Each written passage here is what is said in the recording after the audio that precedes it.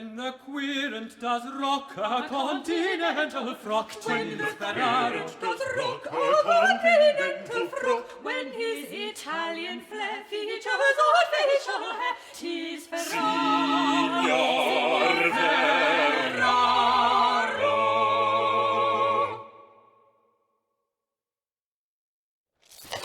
God give you good day, signor. And how may I assist you? 'Tis I, Riccardo Ferraro, come once again to see the great dottore, Simon Foreman. So I see. What brings you this day? I bring myself to you, so you treat my illness. 'Tis very grave. And, what might this illness be? Perchance we might start with your complaints. First problem is the laughter that cannot be controlled. Uncontrollable laughter, you say? I see. Anything else? Next problem, the dancing that cannot be controlled. Uncontrollable dancing. And yet, you do not appear to be dancing at present. What can I say? 'Tis uncontrollable dancing.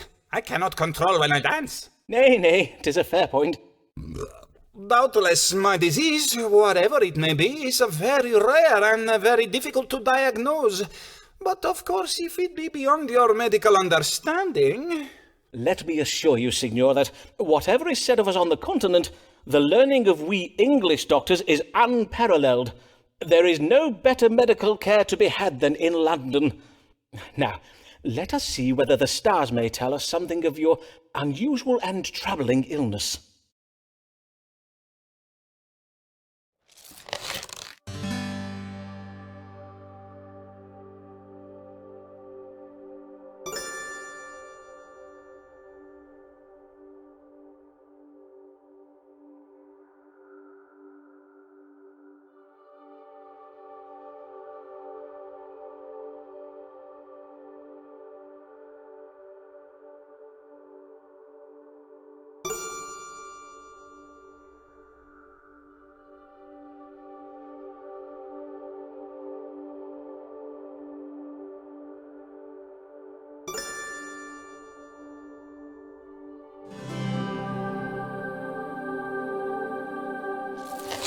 You have been bitten by a tarantula. Its venom has been creeping throughout your body, provoking the wanton laughter and dancing you're experiencing. The tarantula is a rare spider from foreign climes. Doubtless it travelled with you from Venice, hiding itself among your belongings. Aye, doubtless you are right this time. The venom may be expelled from the body using a combination of heat and music. I advise you to have a lutenist come by your house to sing and play for you while you bide near the fire. But take care not to insult the musicians playing, for whilst you will find it most loathsome, 'twill only be on account of the venom. Molto bene, Signor Foreman. I will do as you advise. Riccardo Ferraro bids you good day.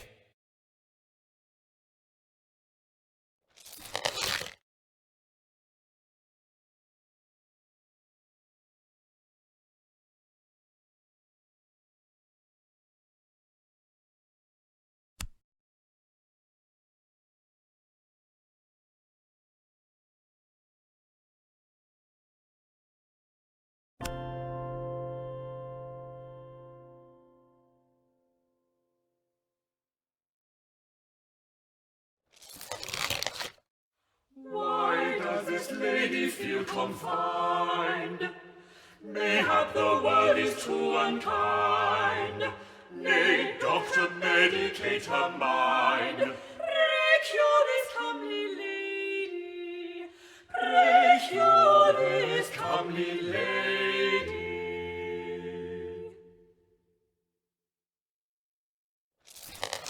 Good day to you, madam.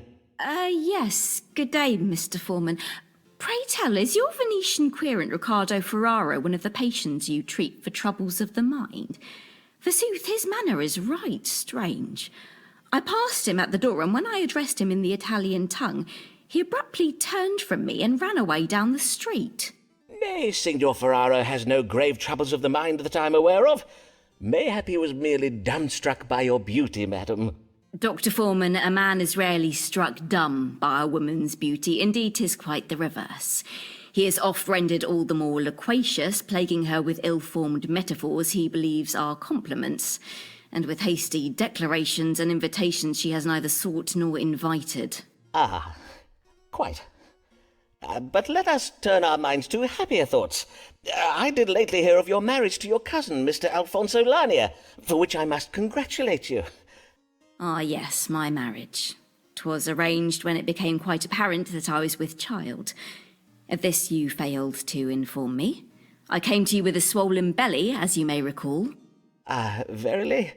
Then I beseech your pardon, madam. And your child and husband are both well, I hope? I would rather not discourse on the subject of my husband, Dr. Foreman. As it pleases you, madam. What brings you this day? Lately I have been feeling heavy and lethargic. I do also find it hard to fix my attention upon the book I am reading or upon words I am composing. And yet, although I oft feel right tired, I am having difficulty sleeping. Well, becoming a mother, beset with all the demands of a suckling babe, can force change upon the normal rhythms of life. Nay, 'tis not that, for I have employed a wet nurse for the feeding and much of the care of my son. Methinks I must have some kind of disease. I see. Let us consult the stars to see what afflicts you. What is ailing Mistress Amelia Lanier?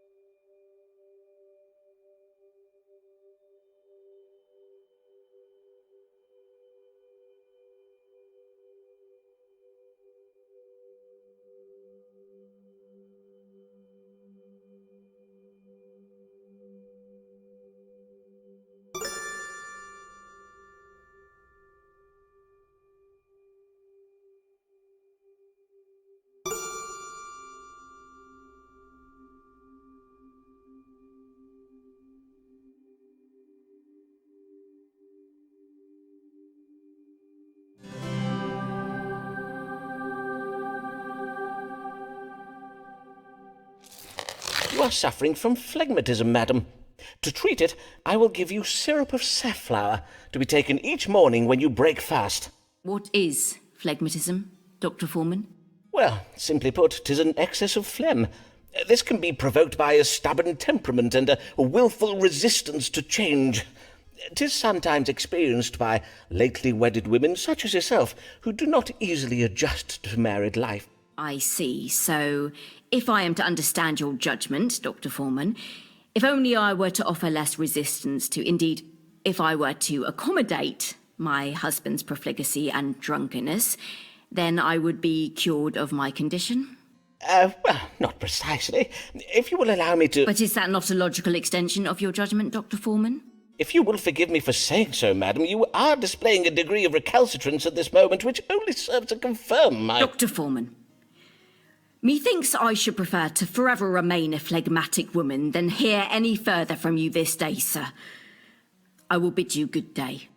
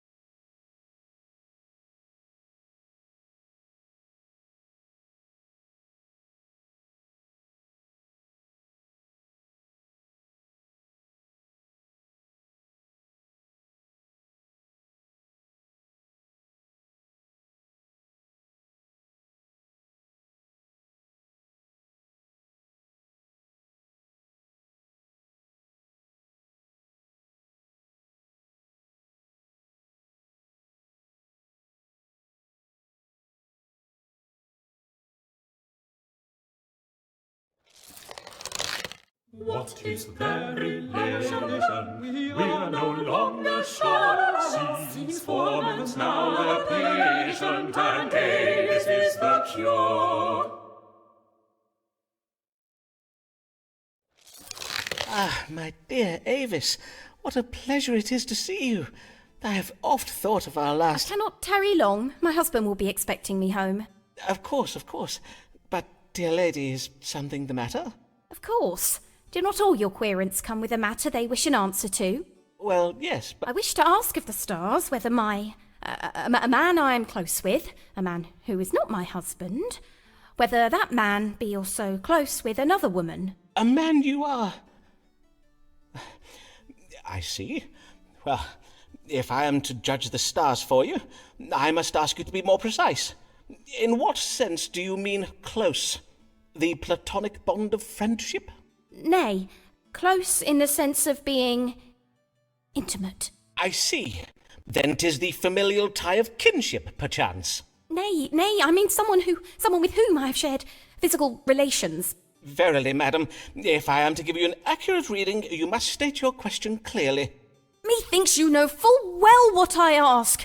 I bid you ask the stars whether my lover is, that is to say, be it true that he engages with another woman in acts of strumpy-humpy. Madam, you astonish me. 'Tis unlike you to speak such indelicate words. Now, if I understand you correctly, you have a lover, and you wish to know whether he has been sharing his tender favours with another woman. Aye, but did I not verily say so? And now that we have at last fathomed your question, let us read the stars to fathom an answer. Has Mistress Allen's lover been unfaithful to her?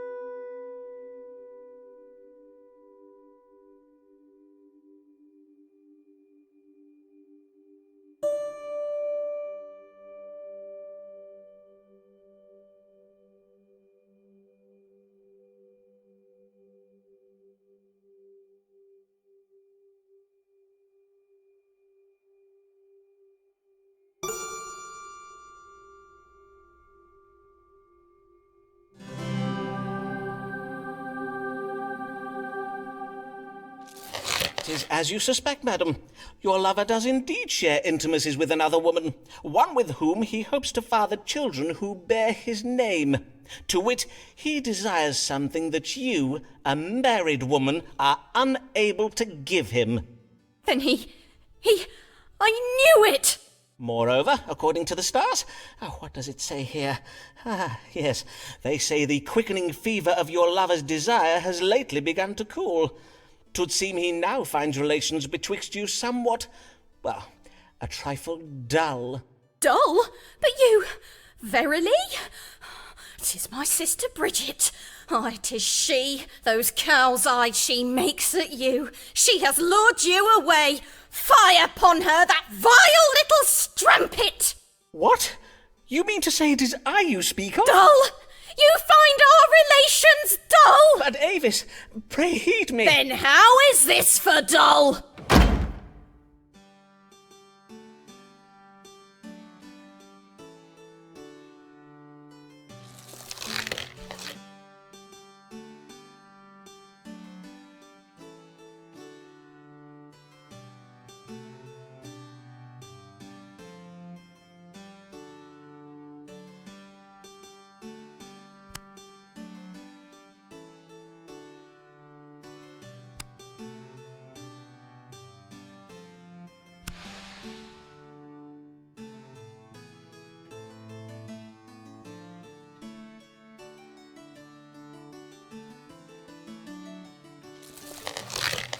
Sybil Fortescue always has what's new, far ahead of her friends. She oft gets her hands on goods from foreign lands, that Captain Fortress he sends.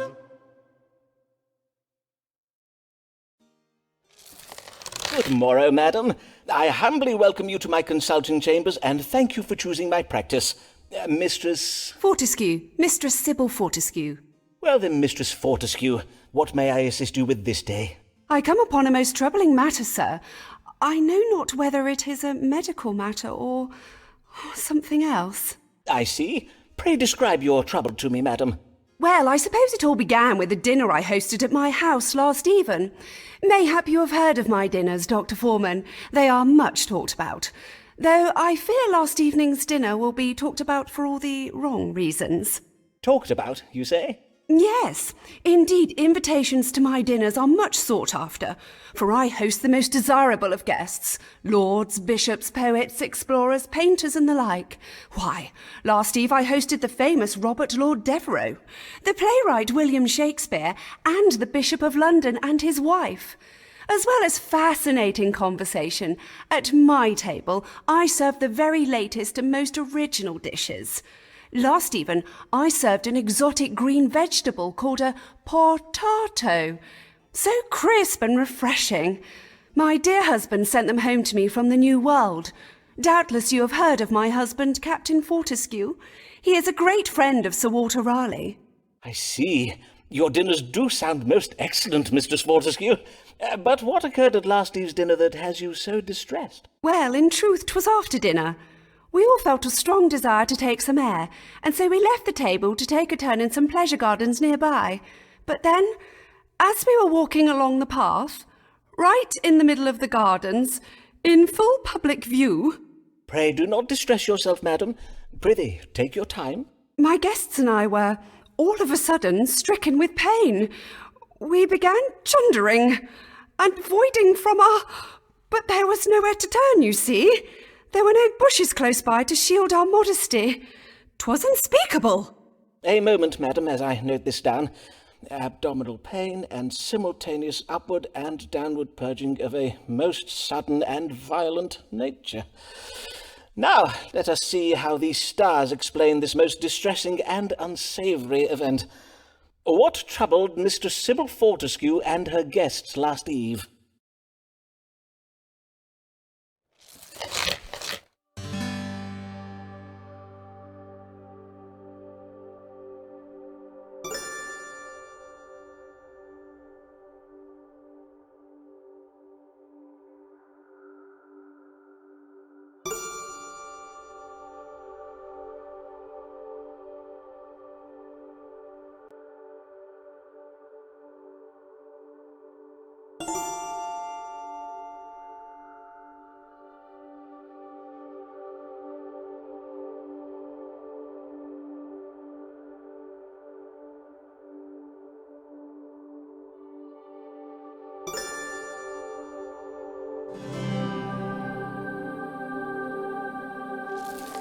Madam, I think you said the New World vegetables you dined upon were green in colour, did you not?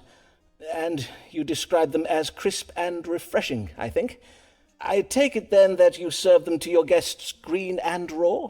Yes, indeed. Most of the potatoes my husband sent me were full dull and unhealthsome in appearance. Hence I served only the green ones. I had my cook cut them in such a way as to resemble roses. 'Tis the way I oft serve my apples. Ah, then your trouble was a severe case of evil digestion. I have read that these vegetables can be noxious if they turn green. Oh, my days! Do you mean I poisoned my guests? In a manner of speaking, aye. But worry not, madam, for the suffering was but temporary. Indeed, it does sound as if the bodies of your guests were most comprehensively purged of the poison. However, in future be sure to cook the, potatoes until they are soft, and pray do not eat the ones that have turned green. As God shall mend me! What a shameful affair this has been! I shall go home and, well, I shall write to my husband and ask that he includes cooking instructions with the next gift of food that he sends me. I thank ye and bid ye good day, Dr. Foreman.